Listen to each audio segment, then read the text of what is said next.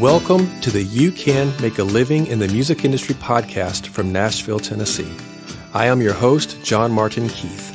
Celebrities, working class musicians, and people who work behind the scenes in all areas of the music industry will share their stories, encourage you, and give practical advice of ways you can make a living doing what you love in the music industry. This episode is brought to you by Edenbrook Productions. Edenbrook Productions is the company I founded to help musicians grow in their craft. Are you a songwriter, but maybe you've been told your songs aren't quite there yet? Or are your songs ready, but you don't feel stage ready? Or maybe music is your passion, but you feel imprisoned by your day job and you don't know what to do next to make your dream a reality. Well, Edenbrook Productions is here to help. We offer consulting services via phone call, Skype, and FaceTime. And for the You Can Make a Living in the Music Industry podcast listeners, we're offering an introductory 1-hour consultation special. Click on the link in the show notes to contact me, and let's get you making a living in the music industry. Hey everyone, welcome to the show today. This week I'm talking with Peder Eide from Lifest 2022. Peder has been the main stage host at Lifest for over 20 years, as well as a successful independent artist. We are discussing what it takes to be a host/MC for music festivals and different types of events, how to interact with an audience, and having venues trust you to bring what they need to their event. I hope you enjoy our conversation today. Get your pen and paper and get ready to take lots of notes. Would you please welcome our fearless main stage host, Peder Eide. Everybody? Everybody's going to know who Peder is, right? Our fearless main stage host. So if you guys, I know everybody you guys here have seen Peder on the main stage talking and emceeing the main stage here at Lifest. So thank you, first of all, for doing that. You do a great job of that. My pleasure. And if you ever retire someday, maybe I'll get to jump in and do some things. But that'll be a long way away, I'm sure. It's all good, man. Because I love doing this. I love emceeing and having fun on these stages and doing this kind of stuff. So you do a lot of things. You've done a lot of things in the music business. And so one of the things that I love about having guests like you on my show is that you, like myself, you have done a lot of different things in the music business. You're an artist and a songwriter, obviously. You're going to be playing. You already played the festival once, I believe, and you're going to be doing it again today. And then, and again, like hosting the main stage, like all these things that we do that you guys see. Even though as an MC on a stage, people may not think, well, that's not really part of the music industry, but it is because you're working a music festival. So, yep. So many parts of it. So, tell us where you're from originally. What got you into music to begin with, and we'll just kind of walk through your journey here and talk through some things. Yeah, thanks. So I am originally from up by the Fargo-Moorhead area. If you've heard of the state North Dakota, I was right. Wow, look at that! I was right next to it, and but I've spent most of my time now, more of my life in Minneapolis, St. Paul, in the Twin Cities of Minnesota. So I grew up with music, grew up with sports and music all through school. When I got, and I had really, really good music in my school. When I went to college, I did college sports and I also did music. And I had this weird experience of like being in a varsity sport and then also being in the concert choir at the school. Yeah, sure. So it was very cool. But in that, working in camp ministry in the summer and so forth, I ended up, the music thing started to just kind of happen and just different opportunities I didn't learn how to play guitar until I got to college. Okay. But I had a lot of music in the background, so it came pretty quickly. And then it was just really an opportunity where some people said, you should think about doing music for a living. And I had tried some stuff. I was in a couple bands. But it was really a friend of mine by the guy by the name of Tom Tufts, who said, you should do this for a living and I can help you do it. And it was like a dream that you kind of go, yeah, I would love to do music for a living. Yeah. But you're going, yeah, I just got married and I'm like, well, I got to be responsible. That's how I looked at it. And my wife said to me, she's like, no, God's calling you to do this. You need to do this. And when your wife goes, you should do this. That's a pretty good affirmation, really. Right, absolutely. And we just started to go down the road. For me, I was always about, I want to do things together in the room. Like, this is back in the time maybe before you had like the worship was kind of cool. It was like, let's do things together, and I would use a lot of motions and a lot of group things to interact the crowd with what we were doing. You know? I remember those days. Yeah, and I even still do it, you know. But it's the idea of I wanted to do something rather than I would stand up front and everybody just sing or just listen. I want let's do stuff together. That's one of my favorite things. And so the opportunities just really, really kept coming. And they happen mostly because of relationship. Like I've always said to my kids, if you want to know what great life, you want to know the best life you can have, it's about 2 words. It's about rhythms and relationships. And because people are where God works. That's where he does his thing. And so it was just about people saying, hey, would you come do this? And they would say, hey, I'm going to recommend you. I have my whole career, so 20-some years of music, I was independent. I raised my own staff. I had my own publishing and doing all that, but I was never entered the label industry. Sure. So let me ask you this: let me ask the audience, if you're here, are any of you guys in music? Do any of you guys play music? An artist, a songwriter, okay, or want to be, are pursuing being an artist or wanting to do what we're doing? Okay, that's fantastic. So this is for you guys to kind of hear, from experience from people who have done this for a long time, to give you some ideas. Okay, these are great conversations to have for people to be a part of. So talk to us about, for 20 plus years you've done this as an indie artist. Mm-hmm. Your own publishing.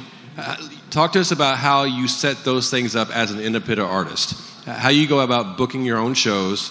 How you go about, getting your songs published and, all that kind of stuff, registered, and what does that look like for you as an indie artist doing that yourself? Yeah, it's great. So first of all, I would reach out to people that either I knew or I needed to get to know, to say, how do you do this? And I was really blessed, man. I was surrounded with people who were stepping in and saying, we can help you do this.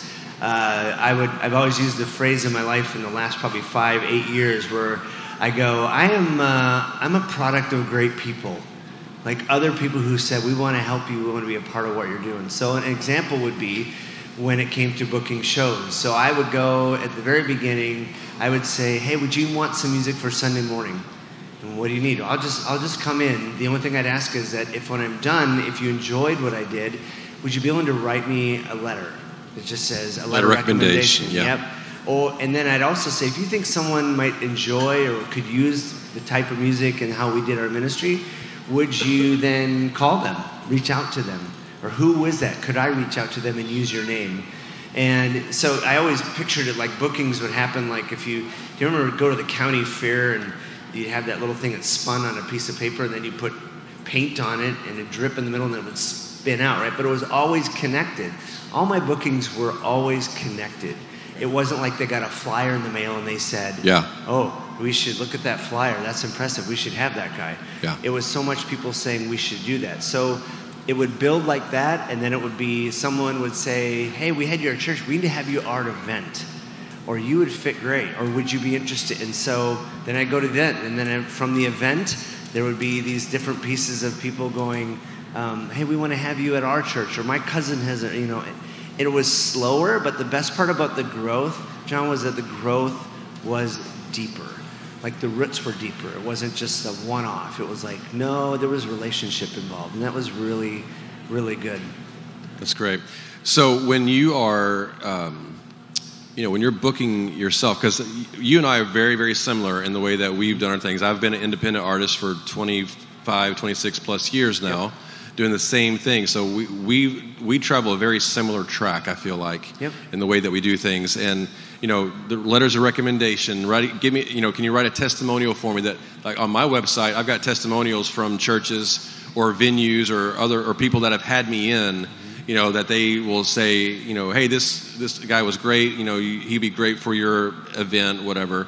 And so that really has been one of the most beneficial things for me, because people see that and they see a trusted source. Correct. And I think that is a huge such a valuable thing for guys like us who don't have labels behind them or booking agents behind them to push them out. You know, it's a kind of a different dynamic that we have to work through than major label artists. Totally agree. And I think you said a key word. Keyword is trust. Like, it's really about, you know, that they know that you're going to come and you're not just going to do a thing, but you're going to come and be a part of what they do. Like, they really trust you to come and bring your best. They trust you to come and do whatever is necessary. You know, one of the things that was interesting, it was at the beginning you would go like, well, can you do this? And I'd be like, yeah, sure I can. I'd probably never done it before, but I could figure out how to do it, and because I wanted to go and serve. Or they would say, hey, would you want to hang out and do this? And like, yeah. But it's the willingness to kind of do whatever you need to do. And people, at least the people I worked with, appreciated that. Yeah. Because they're willing, they know you're flexible. You're not just about a shtick or a certain set list or whatever you are. Yeah. And then it would be opportunity, which I didn't realize how much I would enjoy, but the relational side of things and getting to hang out with students and getting to hang out with the people who, you know, their parents or whatever the event was. And it was just such a blast. Making yourself available to people. Yeah, well done. You know, when they see that you're willing to do whatever they are needing you to do and kind of go above and beyond, that deepens a relationship with the venue that's bringing you in. Yep. And that makes a huge difference. So if you guys that are here or people listening on the show, you know, that is I think a key thing to keep in mind. Yeah, totally. You can't be like, well, that's not what we do. If you want to if you want to grow in this, you have to be willing to kind of say, that's maybe not my favorite song to play, but if that's the song that they want for their event, I'm going to learn that song and I'm going to do it really well, because it's so much about serving the event. Whether if they're hiring you or you're just going to be there and donating your time, you're still serving no matter what. You've got to make their event the best that they want it to be. Sure. Let's turn the topic a bit. I want to talk about you being here at Lifest, because you've been working with Lifest for a long time. Yeah. I mean, Lifest has been around since 1999. When did you come on board to start working with the festival? I hosted the very first Lifest. So you've been here since the very beginning. Yeah. So I was here. I was hosting a lot of festivals for a lot of seasons in different parts of the country. I had a deep relationship with Bob and John Doherty and Chuck Towns and all the guys who were first part of it. And I was at Sunshine in Minnesota. I hosted that festival, and then they asked me to come and host it. So I remember coming to the very first one. The grandstand over here was the stage, and it was a flatbed type of trailer or whatnot, and it was burning hot. And Michael W. Smith was the headline, and but it was and then there were times I wasn't available because of just circumstances. But I've been at probably 60 to 75% of the Lifest as the main stage host. So okay, let's back up a little bit. Yeah. Before Lifest, you were working other festivals. So what got you into the festival circuit? How did you get yourself into that position to be able to work at music festivals, emceeing? And I'm sure you probably played the festivals as well at some point. Yeah. But like, what got you into the festival circuit to begin with, and then how did you transition from being an artist performing to being able to host, doing main stages and that kind of thing? That's a good question. So I went into, I really think God's grace has just been in this, because I love being the host. Like, I have so much fun. And it's really because of the people you get to meet. I mean, there were times, even Todd, who's the engineer here, we traveled doing, 8 festivals a year sometimes, just going around. But it's really because of the people. When I got into it, it was kind of by chance. I was working a festival.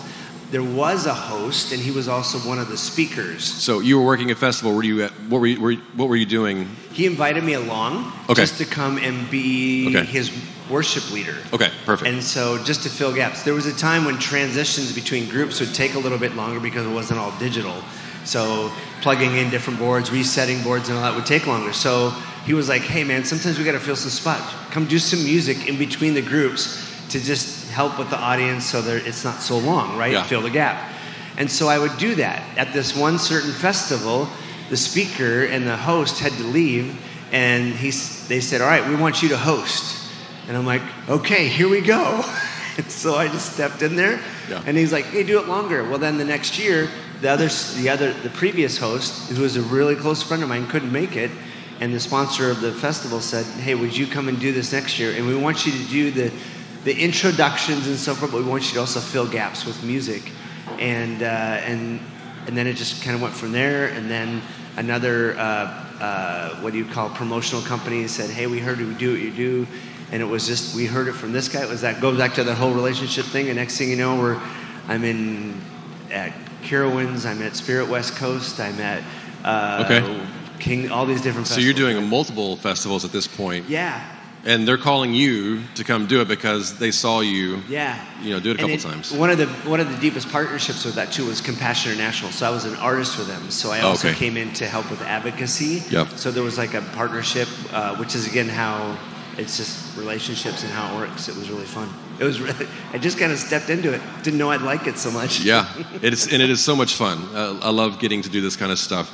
Can you tell our audience a little bit, like what does it take to be the host, the MC of a major festival? When you're running the main stage like you do, like what goes into that, putting that together for you? Make a list of all the things you don't want to say or shouldn't say, probably is the first thing. Yeah. Man, what does it take? Lifest is fun because I know the rhythm, they know me. There's a lot, it's just like we talked about earlier, a great amount of trust. I think for me, when I go into a festival, I really work hard. I work with the festival director, I work with the stage manager, and you have to be absolutely flexible, and nothing can be uncomfortable, or nothing can be a pain to do. You have to be like, what do you need? Because the goal is, at least as I see it and as the role, my goal is to help things stay connected. I've always been asked to say, let's make sure we keep Jesus in the middle of it, because there's a lot of concerts, there's a lot of production, there's a lot of different styles that go on. And I think also to make sure every artist and every sponsor is absolutely appreciated.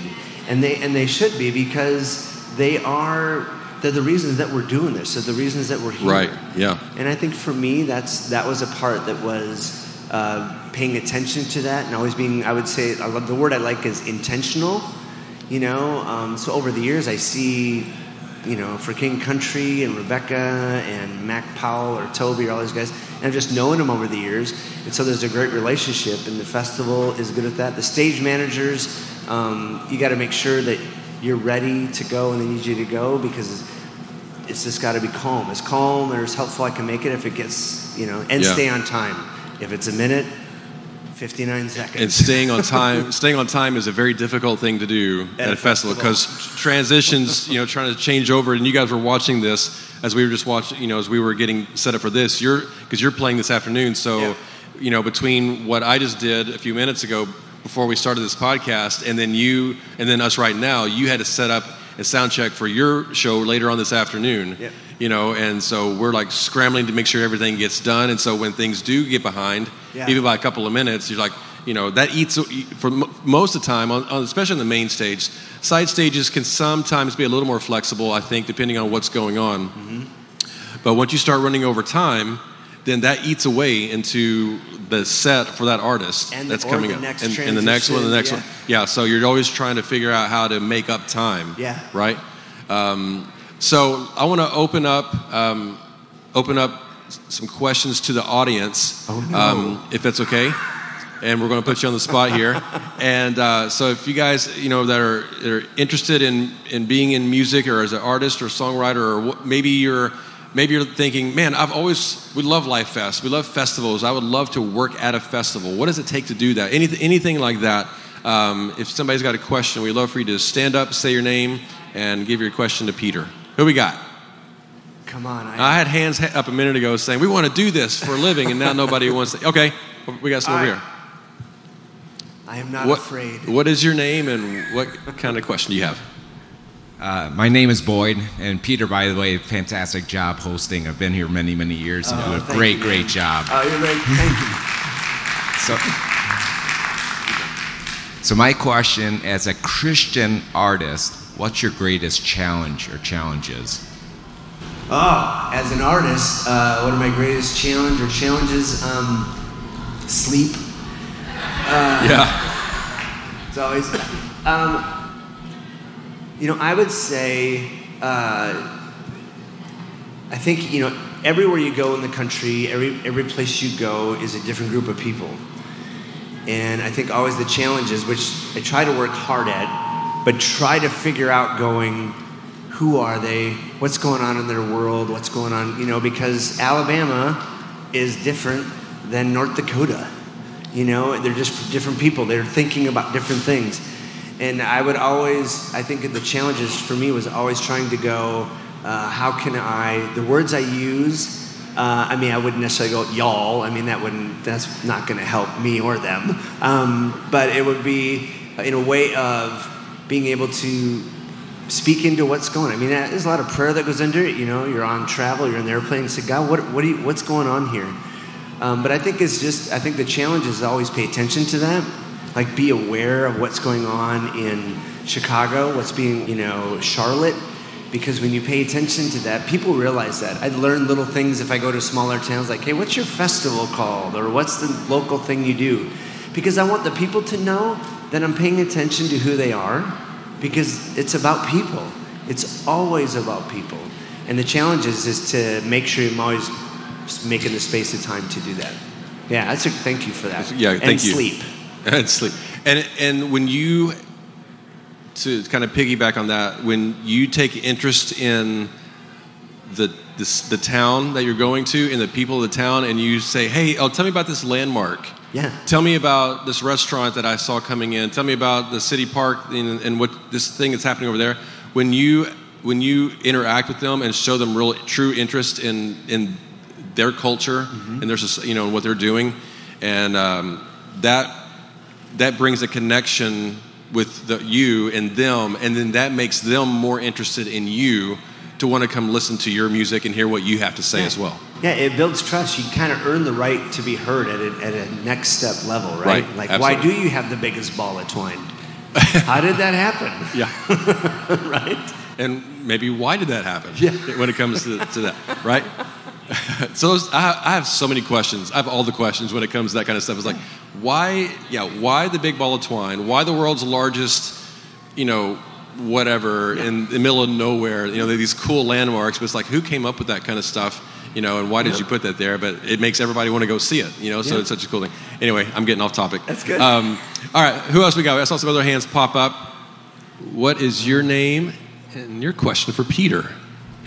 My name is Angelica. I guess my question is, I've noticed your daughter introducing on stages as well. Do you guys make it a family affair? And does she travel with you to these other festivals as well? And yeah. When she doesn't, do her chores at home, she's going on the road. That's how. We're talking about Allison. No, yeah. My daughter's name is Allison Eide. Actually, so music is all through our family. Most all of my kids play an instrument. In fact, we play later today. Most of this crew are my kids. So it's not the Partridge Family because we don't have a cool bus. But it is, it is. So with Allison specifically, Allison started joining me when she was about 11. She'd come out and do a song or two, and she was very interested in music. She has now really paved the way in her own work. She just graduated from college after finishing her degree and her basketball career and so forth, and she is pressing into the full-time singer-songwriter. And that's what she's decided to do. My oldest son is a worship pastor in Toledo, Ohio, and he played music. He played with me some, not as much, but the activities and things in his life were different. The drummer Ethan, he plays. I'm part of a church called Hosanna Church, and we're a 4-campus church, and we do modern worship, and he's one of the main drummers at one of the campuses. And then Tashome, who's on keys, he plays for students on Wednesday night, and he's 14 years old, and he's learning how to figure it out. The thing interesting about it is, like, I never pushed them in it. Like, they would just kind of come along. And that's what they decide to do. And I will tell you, last year was the first year here at Lifest that we played as a family, like complete doing dad's tunes family. And it was pretty overwhelming. Like, wow, this is a privilege. I remember being in a show in western Minnesota. It was just me and Allison. And I felt like the Lord just kind of brought this moment to kind of kick me in the head a little bit if the Lord would do that in that way. But we were on the platform, and Allison was sitting next to me, and I was always like, okay, I hope she hits that note. Okay, help her with this part, all that. And the Lord just kind of brought this thought to my head that said, this isn't going to last forever. You might want to enjoy it. And I went, oh. Yeah. Yeah, and ever since then, it's been way, way more fun and less so. But yeah, it's fun. I didn't know they were going to do this, because you don't necessarily say, go be a musician for a living, because that's job right. security, and that's the way to go. Right. Yeah. We have time for one more question. If anybody wants. Yeah, we got one over here. Hi, what is your name? My name is Ann. Yes, I am standing up. Thank you. You guys have been in the industry for a while. I've done music for a long time, but would you have some suggestions, encouragement, advice for someone more in her autumn season of life, kind of getting into doing worship and stuff? Yeah. Are you thinking like worship in a church or worship in a worship on the road? I was kind of like a worship leader, and I play keys and stuff. I kind of like I like doing this too. Yeah, so. And that's awesome. I want to just encourage you with the fact of saying it's not just a certain season of life thing to do. And I say that to say, I've been doing it for a long time, but it's changed for me. It looks different. I go after it different. I do it differently. So you might have some thoughts on this too. Here's one thought I would say, and this might sound like that of course, but really think about it in this way. Be willing to go and do whatever. Mm-hmm. Whatever opportunity gets in front of you, like make yourself available. And if they say, hey, we want you to come play at this potluck, or does everybody going to know what a potluck is? Oh, yeah. Or they say, we want you to come play at the park for this event. And you just go, yeah, I'll do that. And it may not be like, well, I don't know if that's my thing. If you can do that, you'll find yourself being able to do more than you're capable of doing. And second of all, I think God just honors that stewardship of like, here's my gifts, what do you want to do with them? And you just never know. Like, there's a guy, do you remember the guy who wrote the book called, is a Prayer of Jabez, Bruce Wilkinson? He wrote this book a long time ago. Yeah. But he made this comment before going out to speak to a lot of people. And he realized this thought, and the thought was this: if God's hand isn't on what I'm doing, I'm going to be a miserable failure. And I think that's the mindset to try to hold on to. It's like I never thought about being a host, an emcee, and do that for a living. It was never like my dream. But I found it so much fun. But it's called being available. And no matter what, be encouraged. Like whatever season, until we meet Jesus, be available and be willing to do anything that's possible. If it's for kids, if it's for whoever, just because it's such a beautiful experience. And sometimes it's really hard. And you walk away going, I don't want to do that again. But you did it. Right. And it was good. Yeah, that's great. Thank you for your questions. And real quick, we just got a couple of minutes here. What's some advice that you're giving great advice already, but for anybody that wants to do what you have done, either as an artist or emceeing, hosting at an events and things like that, what's some advice that you would give people in order to be able to do that successfully? I would say, you heard me say earlier, I'm a product of great people. And I would say, find people that are really willing to commit to you, first of all, in prayer, second of all, saying, let me walk with you. Be willing to receive from them, saying, actually, that I wouldn't do that. That doesn't sound good or whatever. I mean, for me, I went from being a solo writer, and in the 17 records that I made of Christmas and worship records and all that stuff, I went to co-writing. Yeah. And co-writing, what a battle that could be. But yet it made me better because I had to go listen to that person who was really good and say, what do you want to tell me? Yeah. Surround yourself with really great people, and then be willing to do whatever you can to the event, to the place you've been invited, to serve it. If they say, hey, we need you to help move this desk. Okay, I can help move that desk. Yeah. And be like, it's just, God is just so crazy how he works like that. And it's way fun adventure. such a fun adventure, dude. Yeah, it's a great time. Thank you, Peter, for being on the podcast. Oh, my pleasure. It's awesome. Thank you for asking. Thank you, everyone, for being here and great questions. Peter's going to be on the main stage all day, so be sure to go see him and learn some things. He's going to be here 1:15. Playing 1:15. With the family. Full band with the family, yeah. So come check him out. Thank you guys for hanging out, and we'll talk to you soon. Thank you, man. All right, guys, there you have it. I hope you had a great time listening to our conversation today. I hope you take what we've talked about today and find ways to apply it to your career as well. Please be sure to like and subscribe to the podcast on whatever platform you listen to it on. And please share it with all of your friends so that we can continue to get this message out to everyone around the world. Remember, Edenbrook Productions is here to help if you need consulting services via phone, Skype, Zoom, or FaceTime. Let us know how we can help you begin to make a living in the music industry.